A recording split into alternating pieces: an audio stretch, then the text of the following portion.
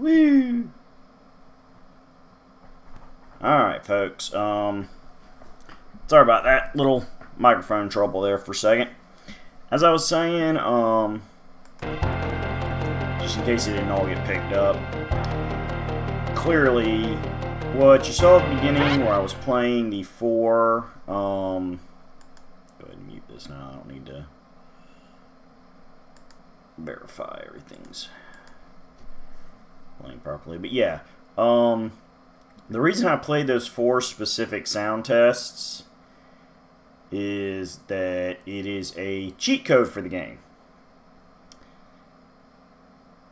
But it's kind of an oddball cheat code in that it's one of those kind of more like PC influenced ones where it enables other cheat codes to be activated optionally later. Instead of just like a straight, hey, type these buttons in and you'll start with a huge amount of lives or something. You play those four specific sounds in that specific order, and it lets you do a couple different things.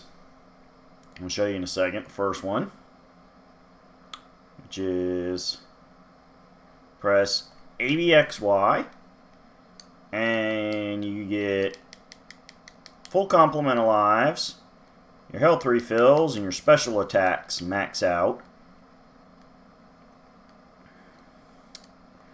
Which is a lot of fun. But yes, this is Death and Return of Superman by Blizzard Entertainment. It was, of course, a very big gaming company in modern times with BlizzCon and multiple excellent licenses. Alright, little blue Superman shield refills your health. But yeah, basically, if you do the sound tests, as long as you keep track of your lives and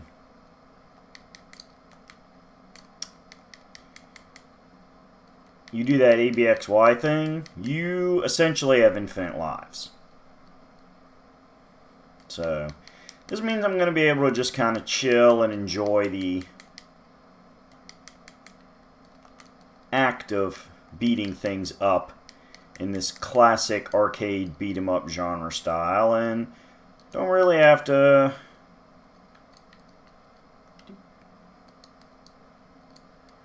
I think the regular shields are special attacks, so I'm still full up on those. But yeah, we don't have to worry about frustrating challenge sequences, because, you know what?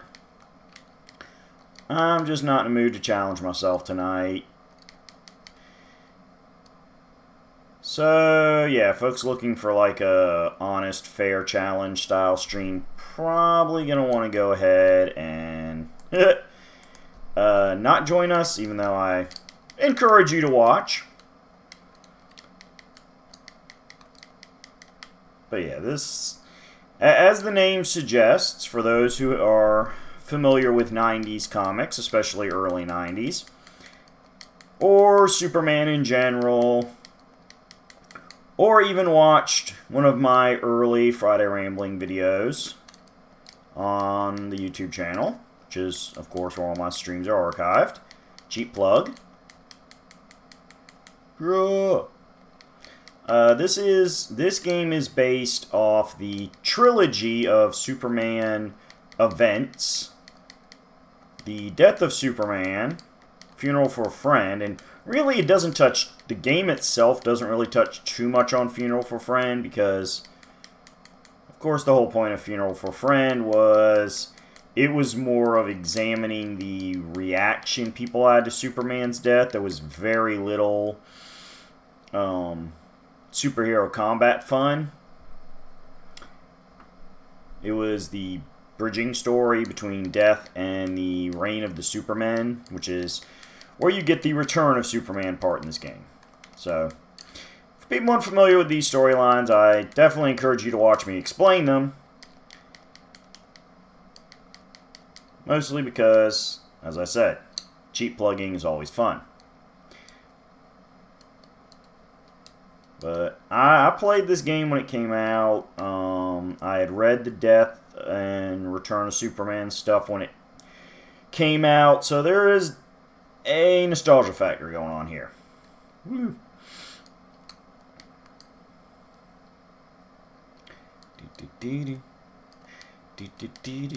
Yep, I missed him because he's a tiny little thingy.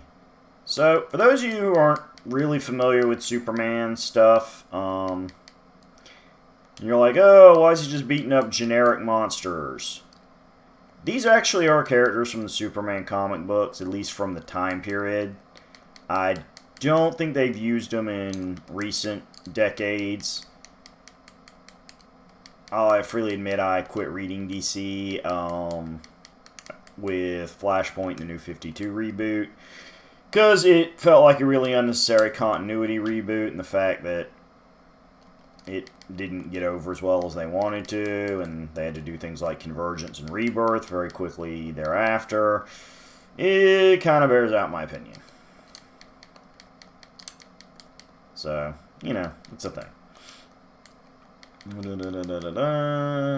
yeah, these guys, there's a thing in the Superman Metropolis based comics, a group of mad scientists called Cadmus. And they've shown up in various other, you know, DC adaptations, but the basic I want to just test if the Red Shield is the... Okay, yep, Red Shield is a special attack. I thought I remembered that right. As I said, this is a bit nostalgic. I have played the game since, you know, the Super Nintendo quit being a thing as a current-gen console. But it's probably been about 6-7 years since my last playthrough of this game, so... Have to test a couple small things, like what nice thing the bonus items do exactly. But, yeah. What I was saying was, there's a mad scientist organization called Cadmus, and everything I'm beating up in this game is experiments of theirs that escaped and had their own... Oh, see, here's the boss for this one. I'm just going to spam my specials. But yeah, and they kind of like got away from the evil... Well, I don't want to say evil lab. It was kind of morally neutral lab. Some of the scientists were more evil than others. Pew! Yep, I do have the I-beam. I don't use it much because there's a charge time and...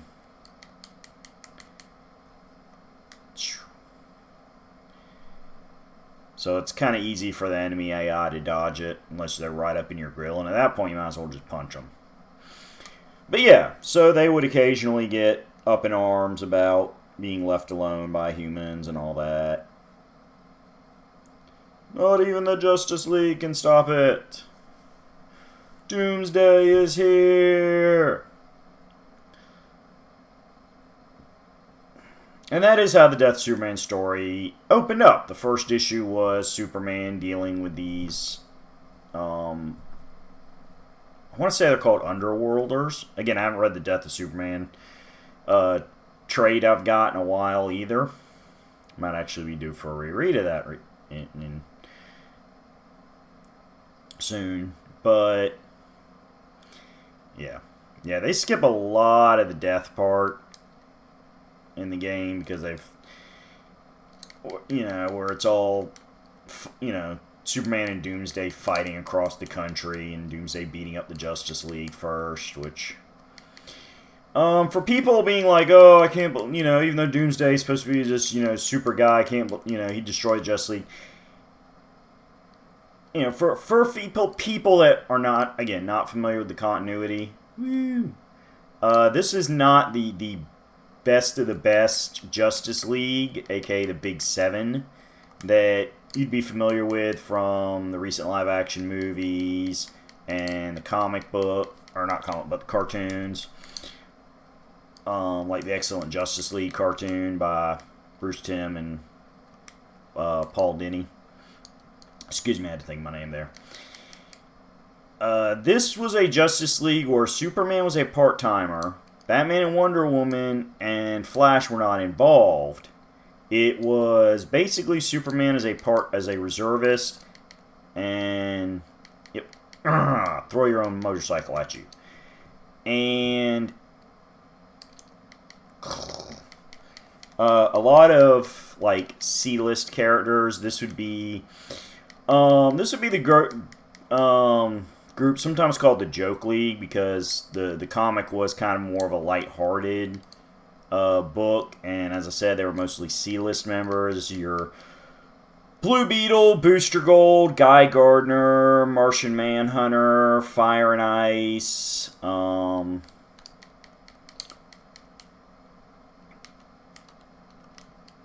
So yeah, it's. But yeah, Doomsday was a great character. Like, he was created for, again, I go into more details in my video. I'm going to try not to double dip too much, but just to, since this is the point of the game, just a real brief thing. Doomsday was created for the Death of Superman storyline.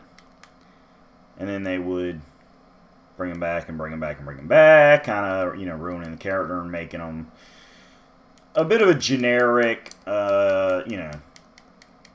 person, because, and this is the thing with comic books, and really entertainment in general, but you see it a lot in comic books because,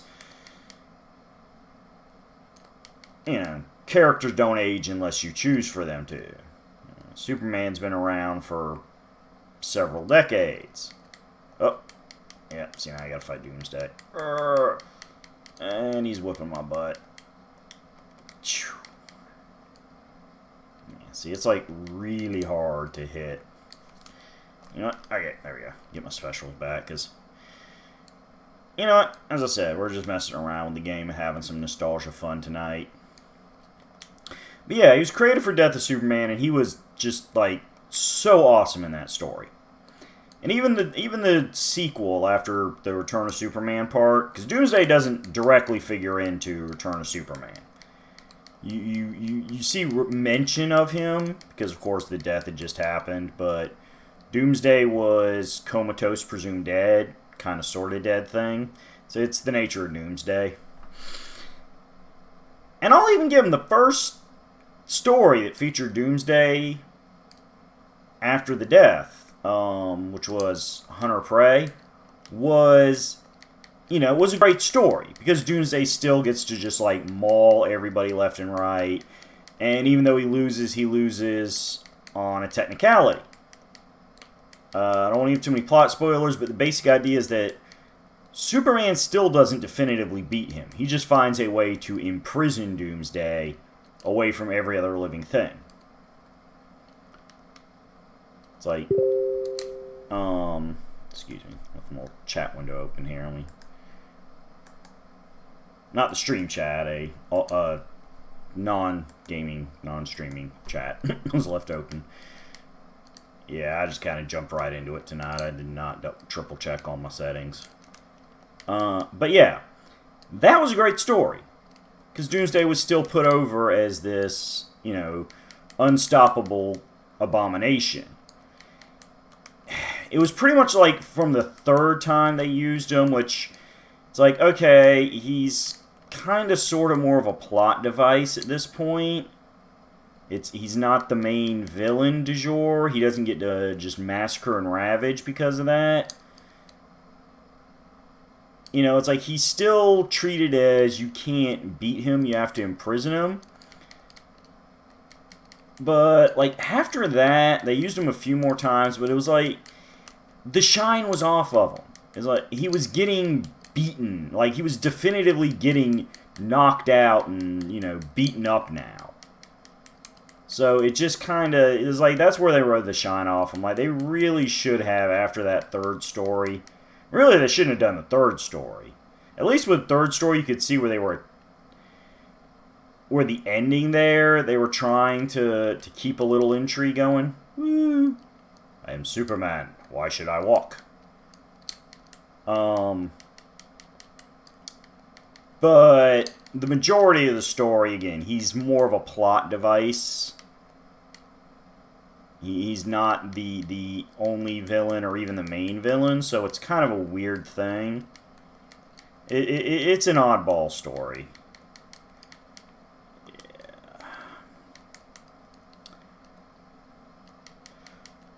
But you know, and so it's the thing, and I love that they did that for the original Death of Superman story. They created a completely original villain because Superman had been around so many decades, and they'd already put him through so many different, you know, traps involving kryptonite. That's one of the things. If you read the God,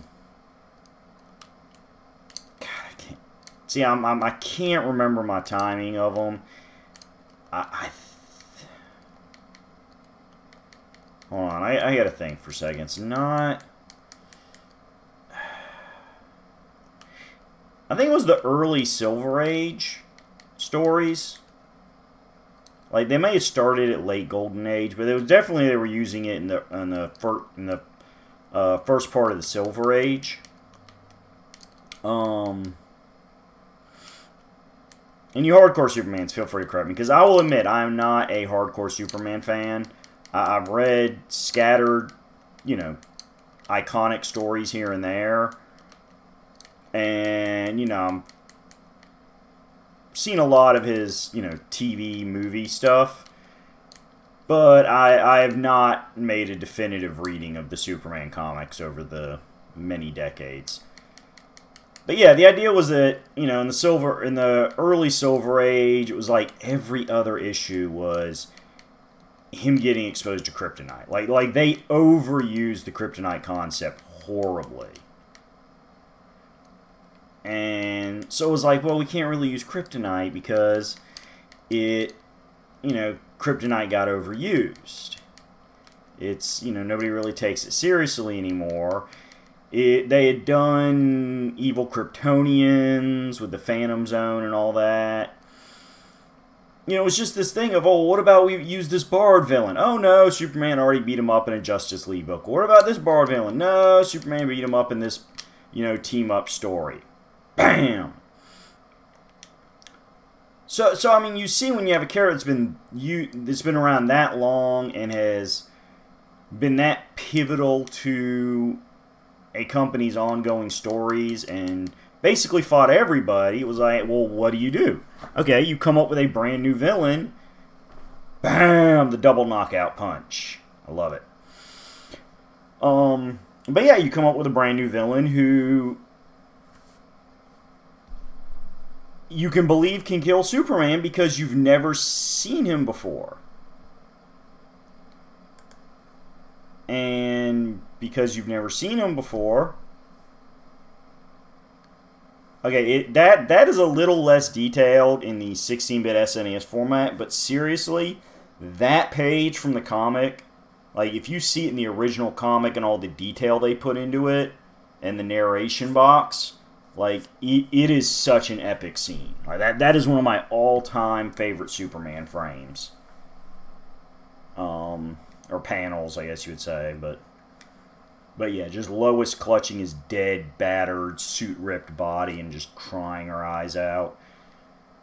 Yes, the 4 super imposters. The Cyborg, the Eradicator. The Superboy, aka this half clone. Yeah, his origin got tweeted a couple times. And Steel, made infamous by a horrible, horrible live-action movie starring Shaq. And I do not blame Shaq at all for that. He had not done a lot of acting yet at that point. It was a very poor script. Okay, there we go. Yeah. This is one of the fun things I like about the game. It's primarily an arcade beat 'em up, but they have a handful of these stages where it turns into a rail shooter. Well, I don't know if technically rail, but yeah, it turns into one of these auto-scrolling shooter, which are still arcade classics. So it fits the idea of, you know, even though this was made for Super Nintendo, it has that arcade feel. Like, you could totally picture yourself feeding quarters into an arcade cabinet and playing this. Which is one of the things I miss about the beat 'em up genre. you know, the indie retro nostalgia throwback studio movement stuff like Double Dragon Neon and River City Girls is bringing it back, but there was an era of gaming, and we've certainly talked about this from other beat 'em up game playthroughs. But there was an era of gaming where this was one of the most populated genres. Woo! Oh, no floor to fall on. Battling in midair. But yeah, it's like this. It seemed like every other game was beat 'em up for a few years there. Which is fine, because we also had that sequence when Street Fighter 2 first hit big, where it was like everything was a Street Fighter. Every other game was a Street Fighter clone. It's just, it was the trend of the time. Like, and the whole FPS thing hit big, and everybody was, years after that, and everything was being touted as, it's the Halo killer. It's the new game that's going to define the boom. But anyway, that's the thing. It's that the game industry's always been like that. So, but this is one of the interesting about the game. Even though the controls are all the same, and even though the different Supermen you play as all have the same basic attacks, jump, punch, jumping attack, special attack, shoot.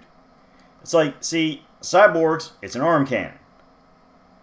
And, and his throw, where Superman just kind of tosses people just to get rid of them.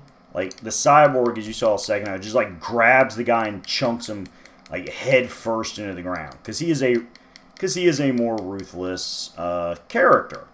Kind of like the Eradicator, who we'll see in a bit. So, it's those little tweaks that Blizzard did with this game that make you feel like there's a reason to be playing as all these alternate Supermen. Just pile drive them skull first. So it's a thing. It helps justify forcing you to play as different characters, which is a storyline thing. But generally it's a fun beat 'em up. It's it's a Super Nintendo game. Graphically, it looks as good as any game coming out at that time did. Bam.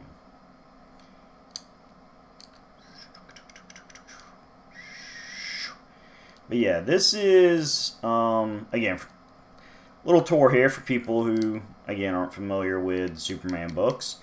This was the forest outside of Cadmus that we mentioned a second ago, the Mad Scientist group. They had built this like techno-organic artificial forest, or rather turned the forest around their isolated outside of the city laboratory facility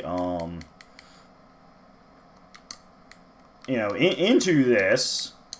So it's slightly tweaked, a few more battle platforms because got adjustings for game, but that's what this stage is inspired by and is supposed to be referencing storyline wise, is the Cyborg storming Cadmus, because it's they wanted to make this was essentially their first line of defense.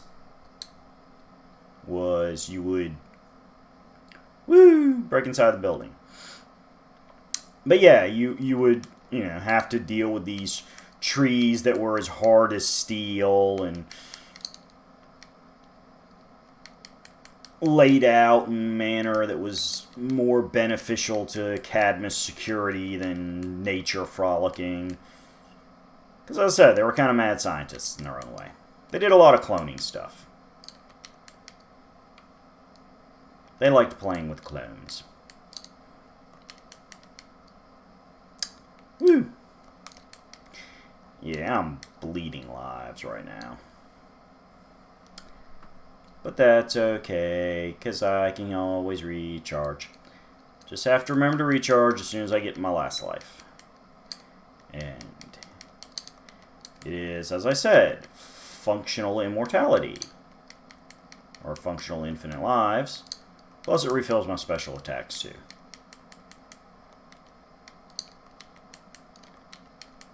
Where are you going? But yeah, I give Blizzard a lot of props. I like a lot of Blizzard games. And they did a good job in this game with translating what was in the Death and Return of Superman stuff into interesting playable game levels, where it was like people who had read the stories could look at this game and be like, oh my god, I remember this part, oh, this is gonna be so cool, I get to be Superman doing this now. And it's just because anytime you have a licensed game, that's your primary audience. I mean, obviously you can get people who just like the particular genre. You hope they'll give it a try. But any licensed thing, you're trying to attract the fans of the license. That's the whole purpose. And for those of you who do not know the ways of the business world, I know you're thinking, but Bardic of Bardic Plays fame. And yes, I use fame very sarcastically.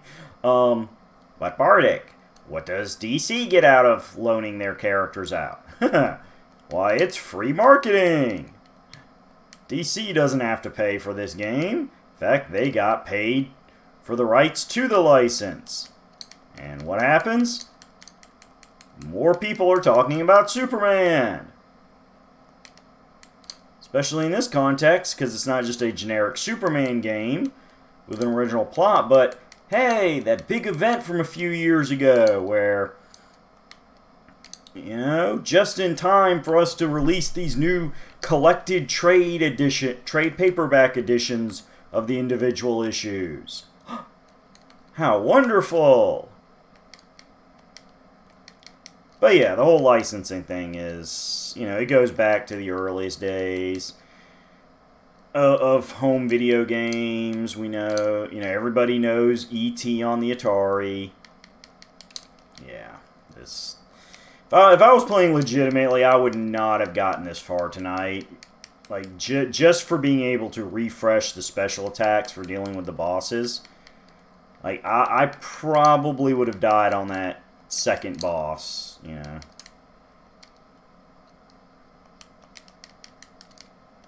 Because as I've said in my other things, like my Final Fight playthrough, is I like the beat-em-up games, but I will never claim to have mastered the art of the beat-em-up.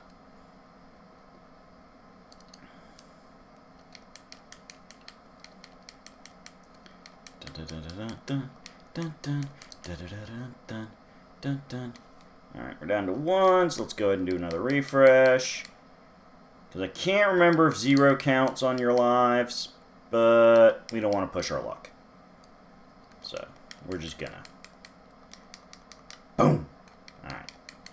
Yeah, see, that's the thing is, like, look at that charger. Like, it's good for the distance guy sitting there taking pot shots at me, but of course, I also admit I may be playing slightly less skilled because I know I have infinite lives.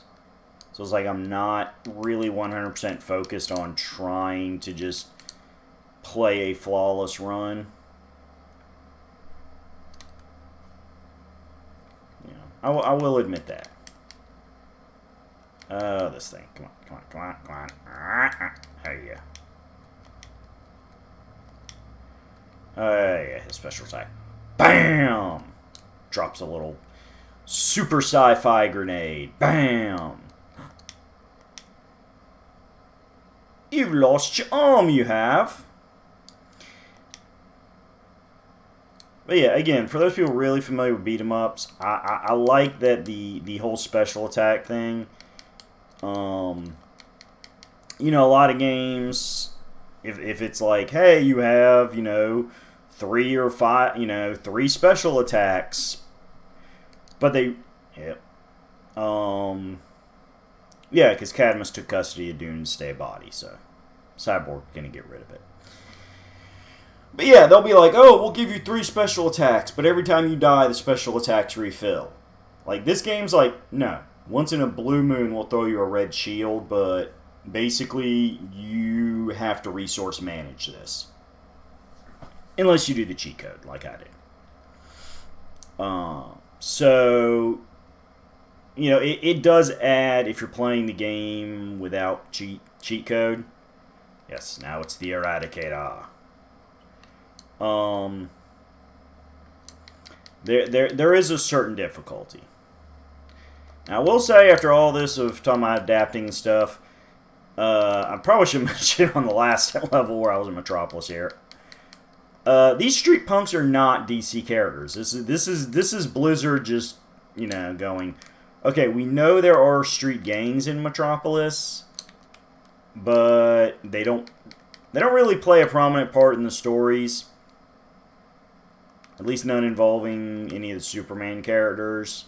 I think during Funeral for a Friend, there was a little bit of a low-tier character named Gangbuster had, you know, did some work there. Maybe in like couple frame montage sequence with some of the other like Justice Leaguers helping with the crime in Metropolis now that Superman was gone. But yeah, the regular human gangs did not figure prominently in the original story, so Blizzard kind of added it to give enemy variety. Boom! See, he has the hand blasters. Boom! See, like he's got the flying backbreaker across the knee. It's like, you know, it's very very pro wrestling look to it. Much bigger cape. Like, look at the billow on this and the size of that cape. It's very Batman-esque. You know, I love those comic panels where like Batman's jumping from the building with his cape extended out, and his cape's like 4 times the size of his body, and it's like, ah!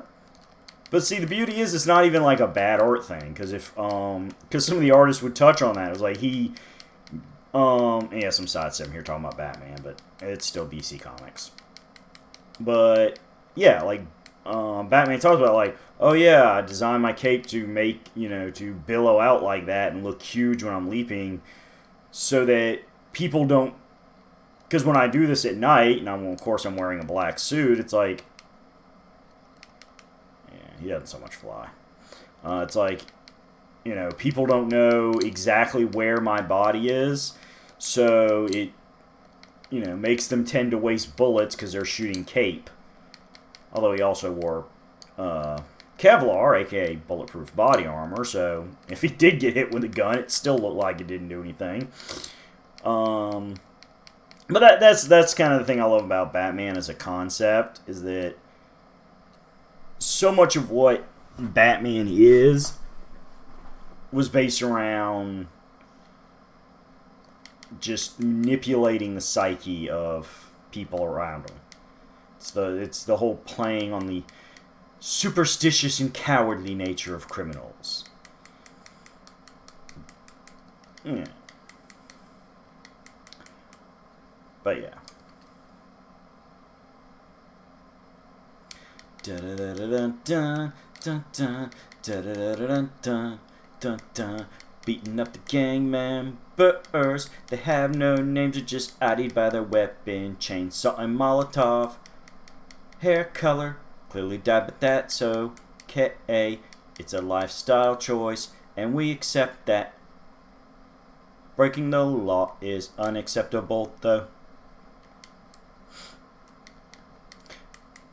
I don't know. You think social media has gone there, folks? Think we could have like gang members and serial criminal types claiming that their law breaking is a lifestyle choice and that it's discrimination to not allow them to practice the lifestyle that they self-identify with? I don't know if that would hold up in court. But it would be interesting to see somebody try that. I don't know, maybe they try it in like a civil suit first. It's like, well, at least if this one ends, I won't go to jail. I'll just lose a lot of money.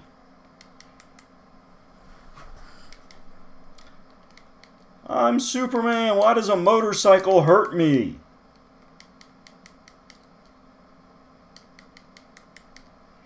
But yeah. Doosh. Badoosh. You poor man. You have no name. You're just Molotov.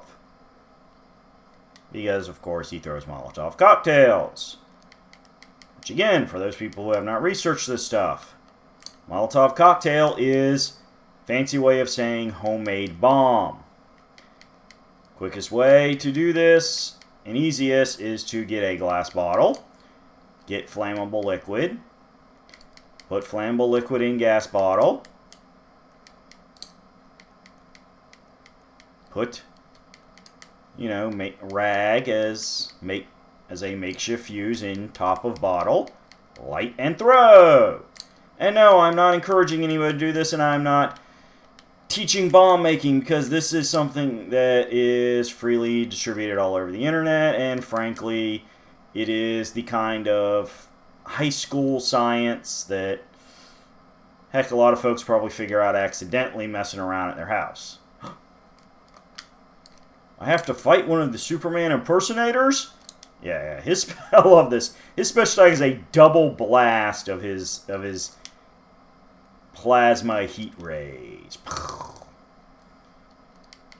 And yes, these two did fight in the comic books, but I find it hilarious that one of the good guys, in fact, the character who, again, here's your continuity for you folks, like, between him and Superboy had the biggest post-Return of Superman superhero career, and they introduced him in the game as a enemy boss. Like, how freaking hilarious is that? And yeah, he is a jerk. He loves swinging his sledgehammer. Yeah, I do not know how to fight him without being able to just burn through lives and have that invincibility frame. He is a hammer-swinging freak. With a wave of my hand, I could destroy you, Man of Steel. It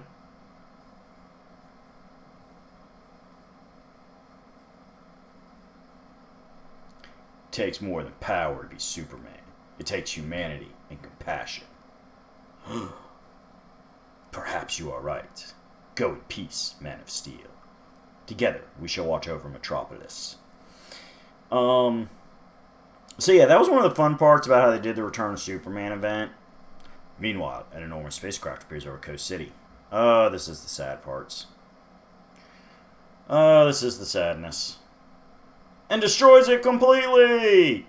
Yeah, the Coast City Massacre had long, lingering effects.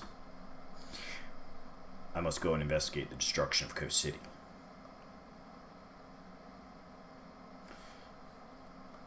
Yeah. They, like, completely glossed over the intro. Like, this stuff's getting, like, really weird out of order, because they have, like, Superboy hasn't even debuted yet. And yet, the Coast City stuff is, like, the beginning of Act 3 of Return of Superman, and we still have, like, introductions of characters from Act 1 that haven't shown up yet, so, but, video game adaptation, we accept this. But yeah, what is I don't even remember. Yeah, one of the things they did is, with the Return of Superman, at the time of Death of Superman, there were 4 Superman books.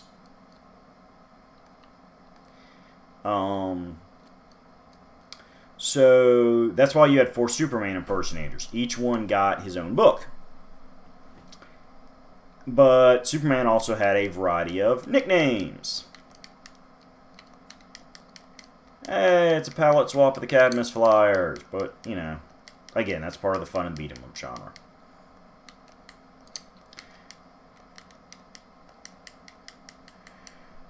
So, yeah, like, each impersonator got a... made you step on mine. got a Superman book and a nickname. Like the Eradicator was the last son of Krypton.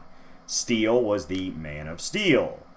Cyborg was the Man of Tomorrow, which was a less infamous Superman name, but it is one that had been used mostly in like the 80s and stuff to promote him. Because I'm not even really sure. I just remember hearing it used just before Death of Superman.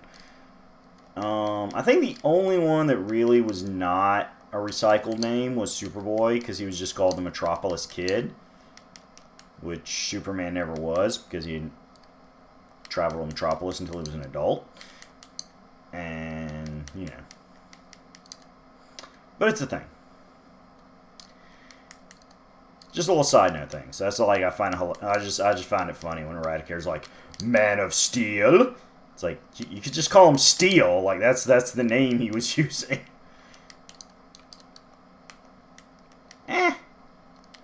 Zap me. I zap you back. Come here. Come here. I'm gonna get you. Hey, I technically have infinite lives. I'm gonna get you eventually. Okay, there we go. Alright, Razorback. You look just like Tick from the first level.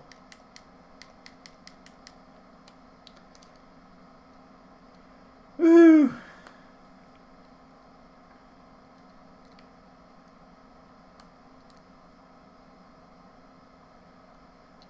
Yeep. So yeah.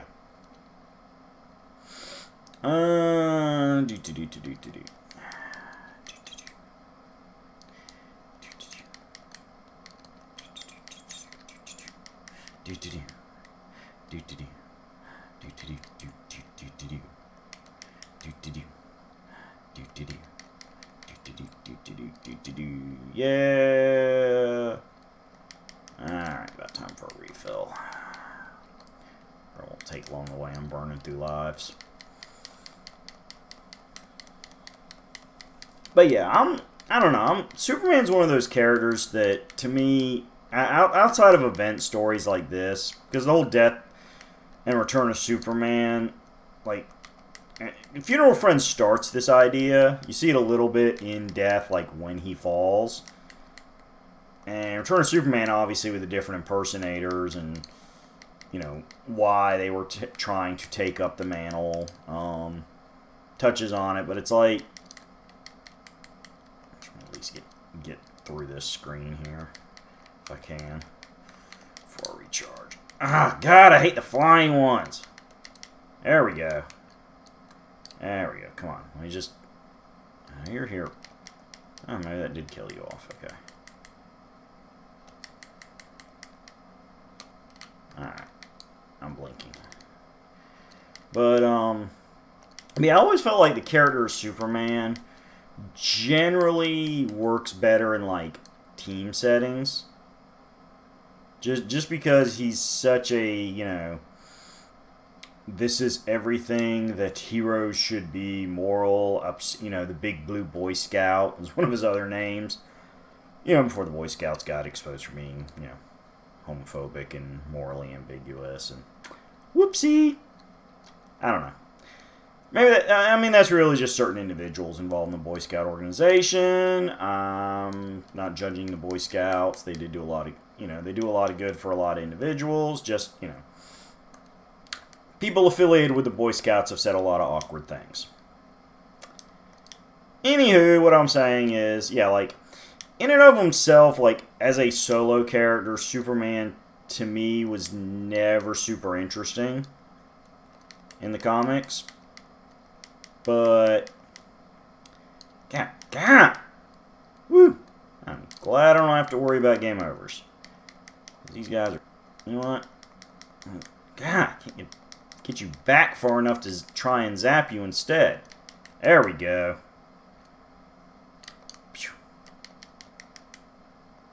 Punches. See, they just get in. Yeah, so this is like the boss fights for you. They just get in on you and just wreck shop chaining hits. Boom! Cheap shot! But yeah, what I was saying was, I find Superman more interesting in like books and the movies and TV shows because with the Eradicator up my way, my goal draws one step closer now to deal with the Superboy. Yeah, see, there we go. Here's the Metropolis Kid.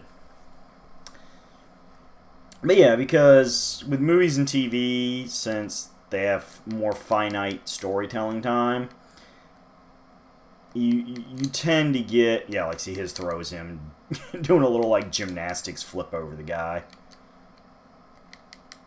It's just everybody's got their own little tweaks visually and style wise. Shows off their personality. But yeah, the TV shows and movie adaptations of Superman tend to be more interesting because they focus more on the core of the character instead of just like, hey, let's write a guy that's basically invincible. Which again, was one of the shocks of the Death of Superman story. Like, people who... Like, it's just really weird to talk about because it's the storyline has been around so long.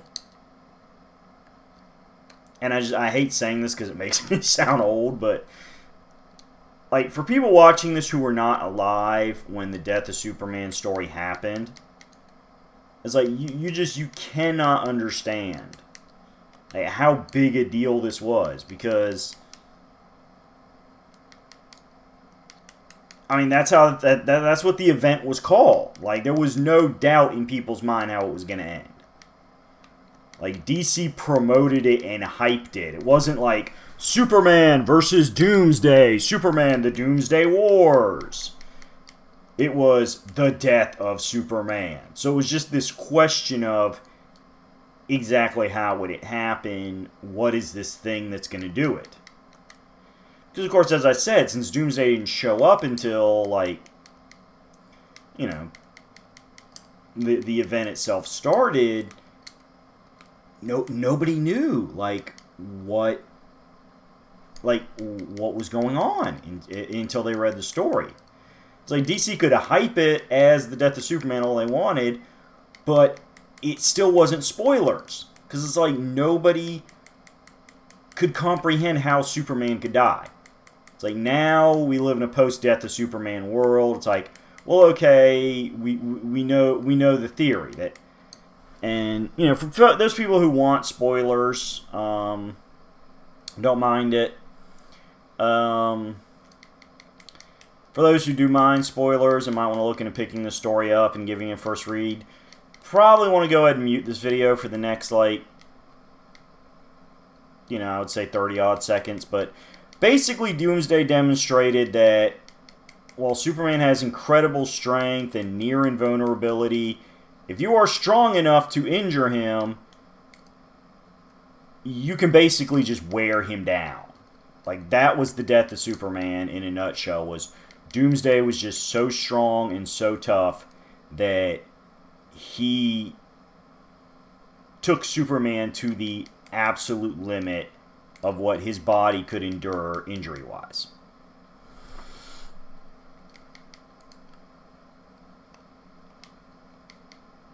So, yeah. It's a thing. And welcome back to those folks who muted it because they didn't want spoilers, because they might, in fact, read the story. Or just, once again, beating up human street gangs. I don't remember how many levels are in the game. We're getting kind of close to time. I don't...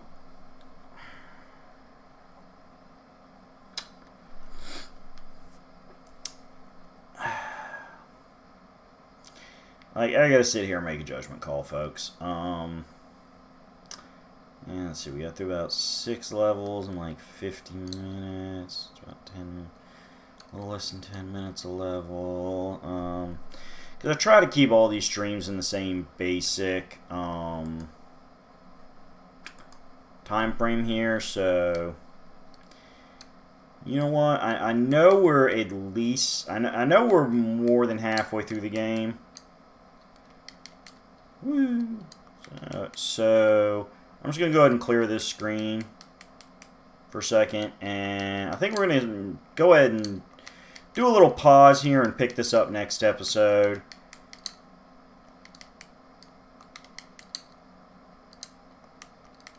Because, as I said, I like to have a little... Yep. Go ahead and top ourselves off for when we start up again. Yay, pause screen. But yeah, I know we've got a few more levels. This is definitely not the last level of the game. So yeah, we're just gonna go ahead and save this little buddy here. And we're just gonna cut the stream a couple minutes early.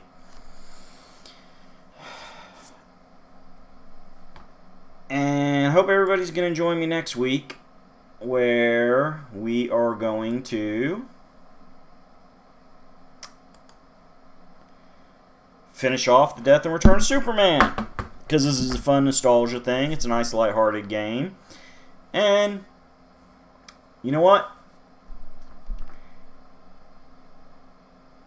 It's just a fun time. Who knows, I may talk Superman and Justice League some more. I may just completely veer off, talk about something else. But we are going to finish this game next time. So join me next week. See the rest of the game. And by all means, if you can find yourself a copy of the Death and Return of Superman stories in comic book form, go ahead and give them a read. As I said in my Ramblings video discussing them, they are one of the all-time great Superman stories. It's basically one big story in 3 parts, so, you know. And, you know, we're going to kick butt as the Metropolis Kid. And we're going to kick butt as Steel. And maybe even the original Superman's going to come back, because the game is called Return of Superman. Woohoo. And yeah, check out my video about the Death and Return of Superman, along with my many other videos. I've got some nice, freshly organized, constantly updating playlists for my vlog style videos, my Friday ramblings, and I've got the complete archives of my game streams, so you can see me play other beat-em-ups like the Final Fight trilogy, Ninja Turtles 3: The Manhattan Project. That was fun.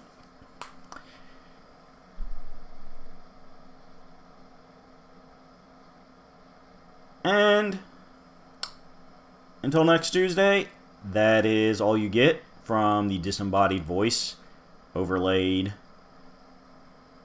on fun retro game visuals. I will see everybody next Tuesday as we polish off this Blizzard gem of yesteryear. And once again, thanks to Blizzard for making a fun game. Night-night.